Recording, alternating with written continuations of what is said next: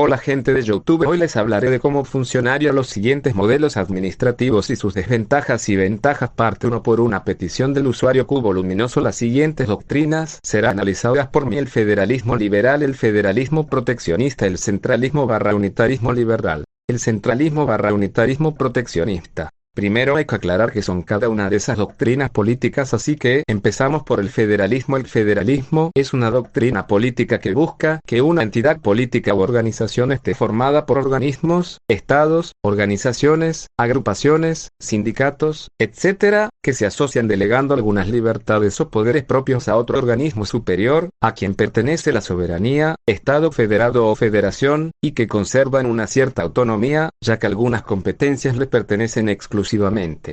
En otras palabras, es un sistema político en el cual las funciones del gobierno están repartidas entre un grupo de estados asociados, en primer lugar, que luego delegan competencias a un estado federal central.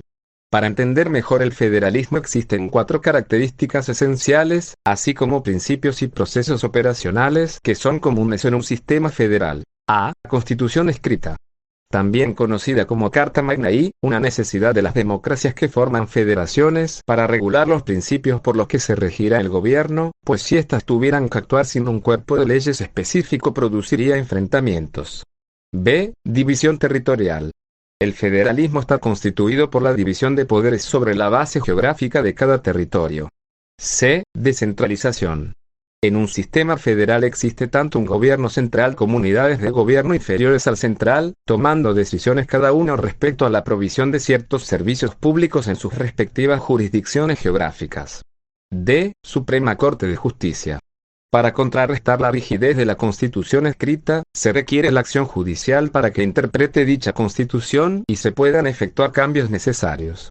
El centralismo/unitarismo es una doctrina política que propugna la centralización política o administrativa. Es decir, el centralismo promueve un sistema político en el cual el gobierno central reúne todos o la mayor parte de los poderes y facultades para dirigir la nación. Por tanto, el Estado asume competencias ante los estados federados o divisiones administrativas en esta forma de gobierno. Un Estado totalmente centralizado es aquel en el que hay una unidad política, territorial y administrativa. O sea, que solo el gobierno central tiene el poder de tomar decisiones políticas y es el único encargado de la gestión administrativa de todas las competencias del país. Esta forma de gobierno es muy poco común, aplicándose casi exclusivamente en microestados. Sin embargo, existen otras formas de gobierno centralista menos puras que se aplican, por ejemplo, en Francia, donde existe descentralización administrativa, y en algunos países hispanoamericanos en los que existe un gobierno central que convive con gobiernos subnacionales con ciertas atribuciones. El liberalismo es una doctrina política, social y económica. En lo social defiende la libertad individual, la igualdad ante la ley y la limitación de los poderes del Estado. En lo económico propugna la iniciativa privada y el libre mercado. Como actitud vital propone la tolerancia. Representa corrientes muy heterogéneas, con muchas formas y tipos de liberalismo, pero en general defiende el Estado laico, los derechos individuales, como el derecho de propiedad, la libertad de asociación, la libertad de culto y la libertad de expresión, el libre mercado o capitalismo. La igualdad ante la ley de todo individuo sin distinción de sexo, orientación sexual, raza, etnia, origen o condición social. Y el Estado de Derecho o imperio de la ley al que deben someterse los gobernantes. 2. El liberalismo contemporáneo surgió en la Ilustración y se popularizó rápidamente entre muchos filósofos y economistas europeos y más tarde en la sociedad en general, especialmente entre la burguesía. Los liberales buscaban eliminar la monarquía absoluta, los títulos nobiliarios, la confesionalidad del Estado y el derecho divino de los reyes, y fundar un nuevo sistema político basado en la democracia representativa y el Estado de Derecho. Los liberales acabaron con las políticas mercantilistas y las barreras al comercio, promoviendo el comercio libre y la libertad de mercado. Los líderes de la Revolución Francesa y la Revolución Americana se sirvieron de la filosofía liberal para defender la rebelión contra la monarquía absoluta. En el siglo XX, el fascismo y el comunismo fueron ideologías populares que se oponían abiertamente al liberalismo y lo opacaron durante el siglo. También surgieron otras ideologías que se plantearon como una vía intermedia entre el liberalismo y el estatismo. Los liberales tienen varias ramificaciones. Las ideas del liberalismo clásico de los siglos XVII al XIX, el adjetivo clásico fue agregado a posteriori por teóricos políticos luego del declive a finales del siglo XIX de este liberalismo de libertades individuales y economía de libre mercado, fueron recuperadas y repensadas en el siglo XX por los libertarios, 3-4 quienes están presentes principalmente en los Estados Unidos, 4 y el resto de América. 5, 6, 7 en Europa, los llamados liberal-conservadores, que se llaman así por abogar por reformas menos moderadas, suelen ser una de las ramas menos notables. 8. También se ha señalado una divergencia entre las tradiciones liberales anglosajona y francesa. El liberalismo anglosajón pretende limitar el poder del Estado, mientras que el liberalismo francés pretende un Estado fuerte que garantice la igualdad ante la ley y la eliminación de los privilegios. 9. El proteccionismo es una política económica intervencionista aplicada por un Estado o grupo de Estados para proteger y favorecer a sus productores nacionales frente a la competencia de los productores extranjeros. Es una forma de regulación del comercio exterior de un país.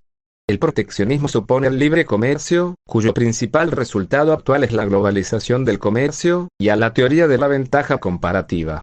1. Las medidas proteccionistas consisten esencialmente en restringir las importaciones extranjeras, barreras aduaneras, cuotas de importación, reglamentos gubernamentales, normas técnicas o sanitarias, fomentar las exportaciones, subvenciones diversas, incentivos fiscales, devaluación de la moneda, favorecer a las empresas nacionales en las licitaciones públicas o impedir que los inversores extranjeros tomen el control de las empresas nacionales.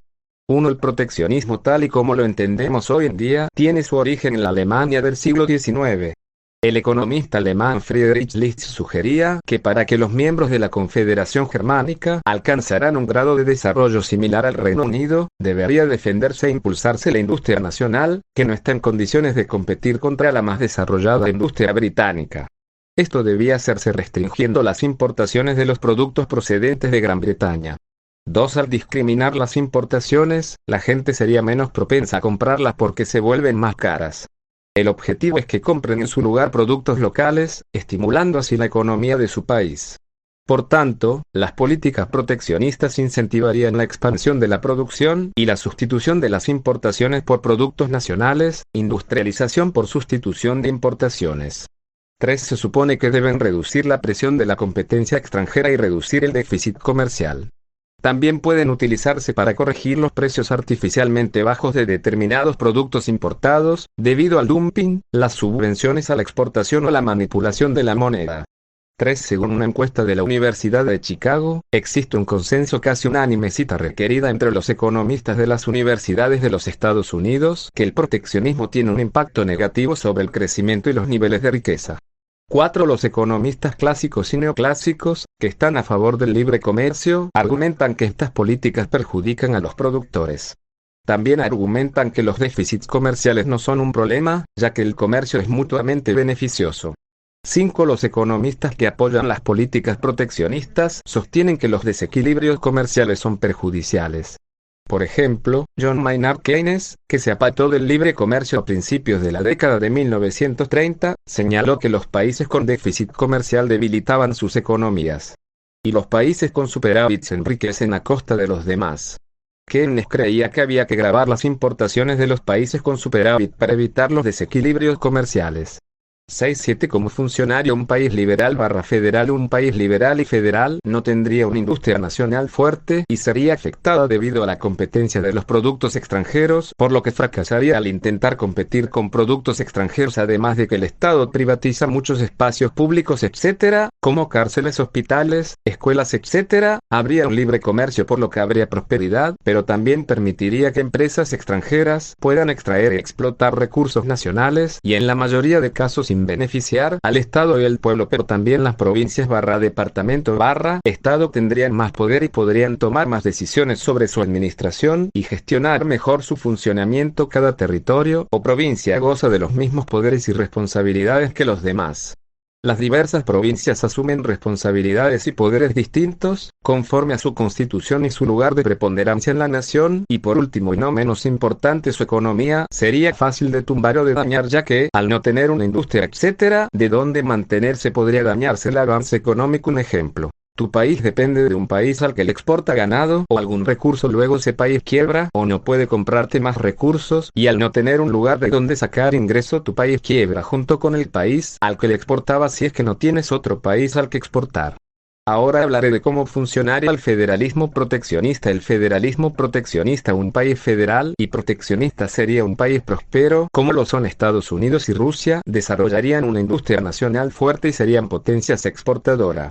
Los productos nacionales serían exportados a otros países pequeños. El país tendría la ventaja de que su economía sería fuerte y difícil de tumbar. Un ejemplo es la Argentina. A lo largo de la historia argentina, hubieron muchos políticos que intentaron industrializar a Argentina. Algunos proyectos de industrialización fueron impulsados con gran fuerza, mientras otros fueron impulsados con menor énfasis al momento de llevarse a la práctica.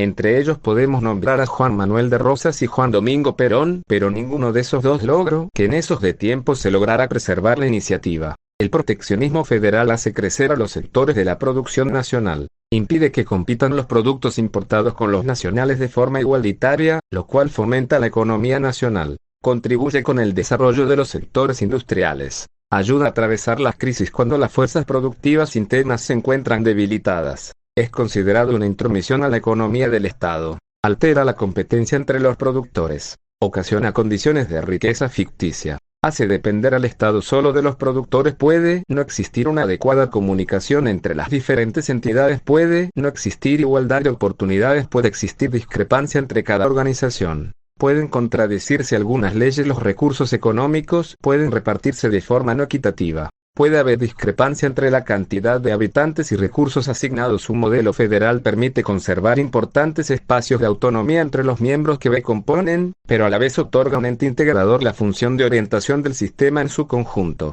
Un sistema federal permite flexibilidad en sus formas de coordinación para adaptarse hacia las características de cada uno de sus miembros. Un sistema federal adquiere legitimidad política a través del juego de pesos y contrapesos que genera la interacción de sus integrantes. Un sistema federal puede, por de tanto, irse adaptando a través del tiempo a nuevas prácticas de relación entre las partes que componen, ya que es por definición un sistema moldeable, que cambia, que evoluciona. Recomiendo el libro del escritor Ramón Agustín Alegre, habla sobre temas de la realidad nacional. El nombre del libro es Con mirada propia. Sin más que decir, nos vemos en el próximo video, en la parte 2 de este video.